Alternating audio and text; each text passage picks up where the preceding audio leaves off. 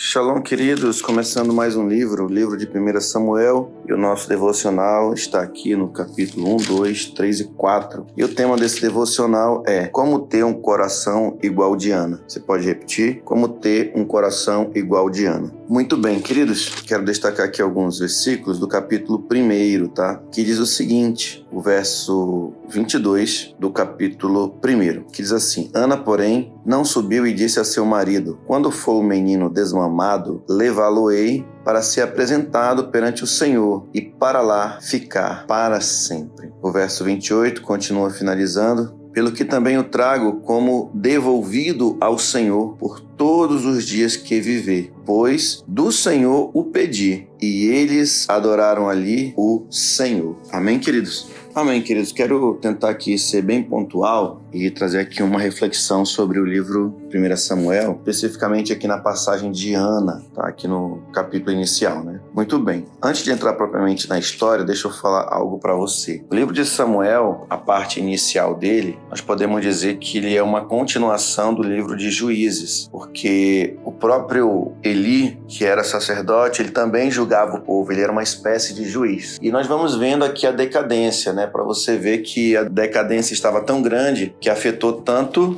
os sacerdotes, né? Afetou de igual maneira os sacerdotes, isso que eu quero dizer. Então, e Deus vai buscar uma alternativa. Nós vamos ver ela sendo desenrolada aqui na história de Ana. Nessa sociedade tão longe, né, dos caminhos do Senhor, já sem fé, já não acreditava tanto nas promessas, faziam as coisas por fazer, serviam a Deus como dava na cabeça, como diz o texto lá de Juízes, né? Nós vamos ver uma pessoa se posicionando, e aqui é Ana. Ela se posicionando para buscar o Senhor, né, em prol de um filho. E eu acredito que quando ela faz o voto dela, de entregar esse filho, né, ao Senhor, eu creio que aí muda a história, muda o cenário. Eu acredito que no primeiro momento, Ana, ela buscava e chorava o Senhor só pedindo um filho para si. Talvez para confortar o seu ego, o seu coração, seus desejos pessoais. Mas a partir do momento que ela faz um voto prometendo entregar este filho ao Senhor, aí Deus pensou, com certeza, conjecturo, né?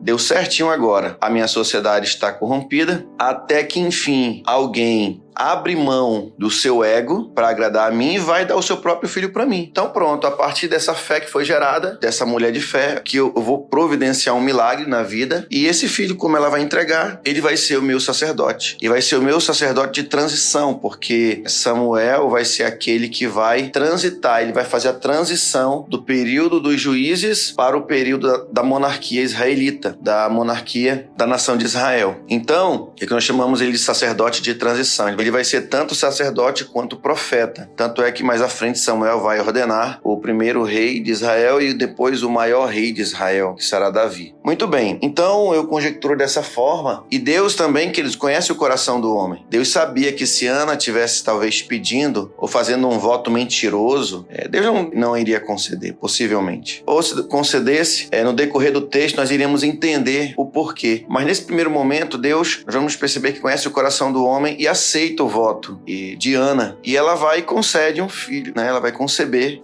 um filho. E aqui, queridos, que está o grande centro dessa mensagem e a palavra que eu quero trazer para você. Por isso que não tem como nós lermos essa passagem sem chorar um pouco, sem se quebrantar e ser tocado por Deus. Ela era uma mulher que aprendeu a amar a Deus e confiar em Deus. E ela prometeu para Deus que devolveria a criança. Então ela vai conceber, depois que passar o período que a criança deixa de se amamentar, ela vai apresentar o Senhor e lá vai deixar a criança para o Senhor. Isso é bem interessante porque você vê o carinho dela, né? O seu esposo, o Elcana, ele sobe anualmente para servir o Senhor. Ele vai sempre oferecer sacrifícios continuamente. E Ana não estava subindo porque ela estava esperando o momento da criança, né? Finalizar o tempo da amamentação dele. E Elcana fala para ela: olha, faz conforme te agrada. E aí ele fala o seguinte, né? Ele fala assim: então somente confirme o Senhor a tua palavra. Então Elcana também estava preocupada, ela cumpriu o voto. Ele estava preocupado, né, que Ana cumprisse o voto. E tendo finalizado, ela vai subir, diz que ela sobe com um novilho de 3 anos, um efa de farinha, um odre de vinho, e apresenta à casa do Senhor esta oferta. É imolado um novilho e trouxeram um menino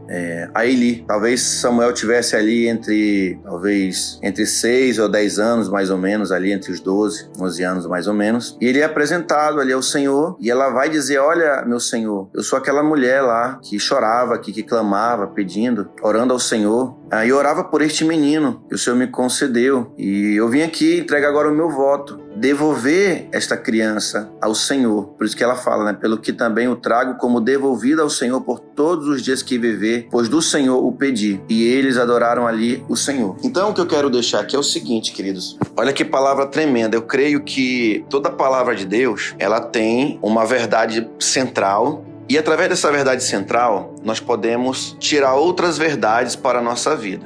Isso aí está em acordo com a lei de interpretação da hermenêutica, que diz que o texto explica o próprio texto. E também existe as interpretações alegóricas, figurativas, e também aquilo que é oculto ao texto. E aquilo que também nós podemos tirar como outras verdades através da verdade central, como eu estou dizendo aqui para você. Desde que ela não venha contradizer a verdade central. Ela tem que, de alguma forma, se harmonizar com a verdade central. Pois bem, o que eu quero dizer para você aqui é todo o contexto nos traz uma lição muito interessante. Como eu disse bem no início, Deus precisava de alguém para liderar o seu povo, para ser exemplo, para trazer moralidade, trazer esperança e trazer transformação no meio de uma sociedade, queridos, que estava totalmente já longe e fora dos caminhos do Senhor. Em muitos momentos. Inclusive, nós vamos ver aqui na situação de Eli e seus filhos, né, que cometiam um grande crime diante do Senhor, que era o quê? Eles lançavam mão das ofertas de perdão do povo, porque se aquele sacrifício não fosse ofertado da forma correta, o perdão não ia ser estabelecido. Então isso era um crime, eles estavam retendo o perdão que as pessoas levavam ali e estavam cometendo um grande crime. Outras coisas, abusavam e ficavam com mulheres ali que iam sacrificar, levar os sacrifícios. O que mais eles faziam ali? Eles pegavam da melhor parte, ou melhor, da parte que era dedicada ao Senhor e lançavam mão para si. Então eles estavam cometendo vários crimes e dá para perceber que pela leitura eles eram meio confiados, essa aqui é a verdade. Eles eram muito egoístas, eles eram pessoas que desprezavam completamente. E talvez o grande pecado de Eli seria, ele não era conivente com o pecado dos filhos, digamos assim. Só que ele parece que deixava o negócio correr solto e tal, sabe? Até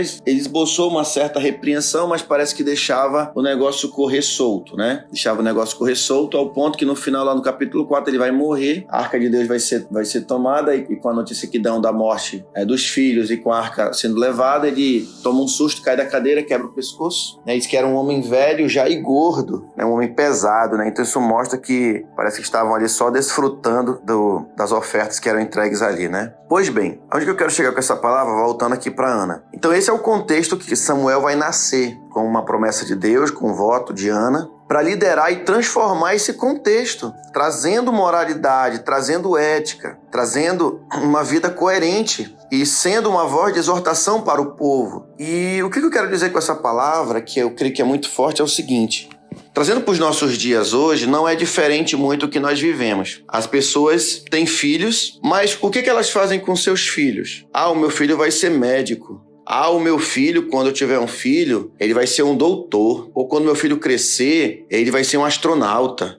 Meu filho vai ser um piloto, vai ser um professor. Amém. Claro que isso é importante e nada contra isso, né? Nós não podemos nos colocar contra isso, até porque Deus chama pessoas também para vários setores da sociedade para ser referência, né? Para ser também uma voz profética. Entretanto, um ponto que nos chama a atenção aqui é justamente que a Ana, ela está preocupada em cumprir o propósito de Deus. E ela sabe que esse voto a Deus, entregando essa criança, ela vai ter um propósito. E o que nós vamos aprender com a vida de Ana é justamente nós prepararmos os nossos filhos para o Senhor, para serem sacerdotes do Senhor. Aqui que vem a grande revelação, preste bem atenção, olha só. Quero que você preste bem atenção para você assimilar o que eu quero trazer para você. Olha só, dentro de todo esse contexto, Ana, porque hoje eu nunca ouvi, assim, praticamente já pouquíssimos, é muito raro, mas mesmo assim falam mais na brincadeira. Mas nunca vi um pai falar bem assim: o meu filho vai ser pastor. O meu filho vai ser sacerdote. Eu vou criar ele para ser sacerdote. Esse entregar a Deus, trazendo para uma linguagem mais figurada,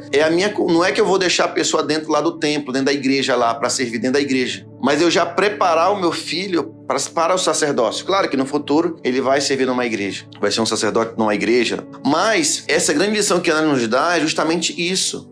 Vivemos numa sociedade corrompida. Cadê as Anas do Senhor? Cadê os Samuéis do Senhor? Cadê as mães que vão dizer, quando meu filho nascer, ele vai ser pastor? Quando meu filho nascer, ele vai ser um apóstolo? Quando meu filho nascer, ele vai ser consagrado e vai ser um missionário do Senhor para levar a palavra de Deus? Cadê? Aí as mães, o que as mães fazem? Não quer nem liberar o filho para servir a Deus, quer guardar o filho como se fosse dela eternamente. Meu irmão, quando eu olho Ana, que mulher maravilhosa. Tanto é que isso que é uma mulher virtuosa. Olha no capítulo 2. Essa mulher tão agradecida, irmãos. Tão agradecida essa mulher. Essa mulher tão assim, de Deus, tão de Deus, tão de Deus, que no cântico dela, ela só exalta o Senhor. Talvez se fosse outras mulheres, iam dizer assim, ai, meu pai, o meu filho foi lá pra China, missionário, ai, meu Deus, e agora? Não, muitas mães talvez fizessem isso. Ana não vai fazer isso. Assim como ela confiou no Deus que deu o filho pra ela no voto, ela confiou, meu Deus, ele é teu, tá nas tuas mãos. Se o Senhor me deu o filho, se o Senhor me deu, o Senhor vai cuidar. E aí, queridos, que a grande palavra maravilhosa, através do exemplo de Ana, no seu cântico ela fala isso, ela fala coisas maravilhosas. Ela fala no versículo 1 do capítulo 2, e orou Ana e disse, o meu coração se regozija no Senhor, minha força é exaltada no Senhor, a minha boca se ria dos meus inimigos, porquanto me alegro na tua salvação. Então, uma mulher que exalta o Senhor, isso é muito tremendo, porque a gente se pergunta, cadê as mulheres de fé? Aí a mulher tem filho, não é meu, não, é meu, não, meu filhozinho, não, meu filho vai ser um médico, vai ser um advogado, amém, pode até ser. Mas cadê as Anas para dizer, Senhor, pelo menos um dos meus filhos vão ser sacerdotes, um vai ser pastor. Então, esse é o grande exemplo de uma mulher que entregou o filho, sabia para quem estava entregando, porque sabia quem tinha dado para ela. Deus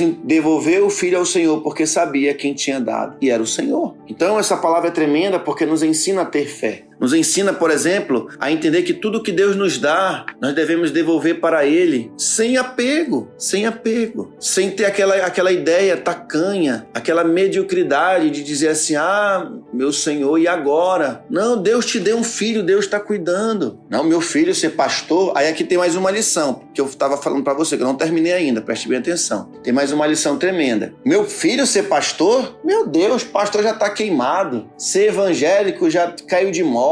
Ser crente, querido, no meio de uma sociedade pervertida, Deus está buscando Anas e está buscando Samuéis. Você acha que quando Samuel ele foi sacerdote, substituiu Eli, ele não passou luta? Passou, meus irmãos, e muita luta. O desprezo do povo, a rejeição, a dureza dos corações, a devassidão de muitos. E lá na frente ele ainda vai ser rejeitado pelo povo. O povo falou, Samuel, tu é legal, tu é um sacerdote, mas é o seguinte, a gente quer um rei, Samuel. A gente não quer você, Samuel. Claro que mesmo sendo pastor ou sacerdote vai passar luta, mas Samuel foi a promessa, o canal de bênção para influenciar uma sociedade. Amém, queridos? Então eu deixo essa palavra. Para termos um coração igual o coração de Ana, devemos acreditar e devolver sempre a Deus, porque sabemos quem foi que nos deu. Quem devolve a Deus sabe muito bem quem foi que deu para ele. Que Deus nos abençoe, em nome de Jesus.